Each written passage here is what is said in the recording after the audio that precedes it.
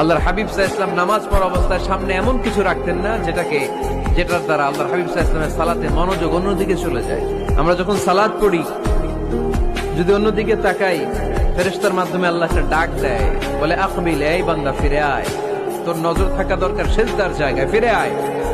আপনি আবার যখন অন্যদিকে তাকান, আল্লাহ বলে ফিরে আয়, সিজদার দিকে তাকা। আপনি আবার যখন ঘড়ির দিকে তাকান, আল্লাহ বলে আকবিল, ফিরে আয়, সিজদার দিকে তাকা। আপনি যখন আবার অন্যদিকে তাকান, তখন আল্লাহ বলে লা হাজাতা লি ইলা সালাতি, তোর এই নামাজের দরকার আমার নাই। নাউজুবিল্লাহ পড়বেন না? তোর এই নামাজের দরকার আমার নাই।